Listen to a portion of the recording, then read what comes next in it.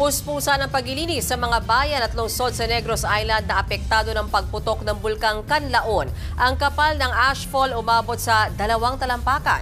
Nasa frontline ng balitang yan si Kari Kitor. Sa kuha ng PHIVOLCS, makapal at maitim na usok ang ibinuga ng bulkang Kanlaon sa Negros Island kaninang umaga. Umabot ang ibinuga nitong plume ng hanggang 4,000 metro o katumbas ng 13,000 feet na papuntang Timog Kanluran. Tumagal ng 1 oras ang pagputok ng bulkan. Nakuhanan din ng ilang residente ang aktwal na pagputok. Matapos niyan, makapalang idinulot nitong ashfall sa Barangay Araal sa La Carlota City. Nabalot ng abo ang kalsada at pahirapan sa pagmamaneho dahil malabo ang daan dahil sa abo. Sa aerial shot na ito, kita ang lawak ng pinsala ng ashfall sa barangay. Kulay abo na ang bubong ng mga bahay. Balot din ng ashfall ang higit 10 pang barangay sa La Carlota, La Castellana at Bago City. Kita sa kotse na ito ang kapal ng abo. Pati mga pananim, hindi na mapapakinabangan dahil sa ashfall. Kwento ng residenteng si Leo Opeña, inabot ng 2 talampakang taas ang abo sa tapat ng kanilang bahay. Bigla po ma'am, siguro mga 2 oras yung pagtanggal ng abo sa bubong namin. Medyo malala to ma'am. Ang kapal kasi ng abo. Kaninang tanghali, nagkaroon pa ng grass fire sa bahagi ng Kanlaon dahil sa maiinit na fragments na ibinuga mula sa crater. Nananatili sa alert level 3 ang bulkang Kanlaon. Kaya inilikas ang mga nakatira sa loob ng 6-kilometer radius mula sa crater ng bulkan. Bawal din ang paglipad ng anumang aircraft sa tuktok ng Kanlaon.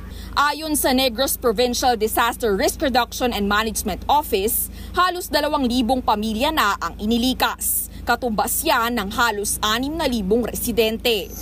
More or less, mag 4 months na po tomorrow, April 9.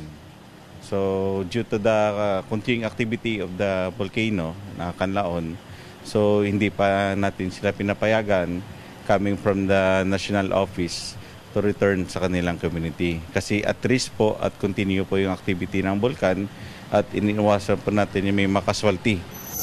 Bukod sa ashfall, apektado rin ang mga residente ng masangsang na amoy ng asupre. Normal po na makaka-amoy yung mga kababayan natin ng masangsang na amoy. Ang tawag natin yung sulfuric na amoy. Parang bulok na itlog. Medyo poisonous to. Pero yung mga malalayo, kailangan lang nilang gumamit ng proper na face mask. Nakahanda naman ang Office of Civil Defense sakaling itaas pa sa Alert Level 4 ang Kanlaon. Sa ganitong level hanggang 10-kilometer radius na mula sa crater ang dapat ilikas. Matadagdagan ng additional at least 9,000 families should be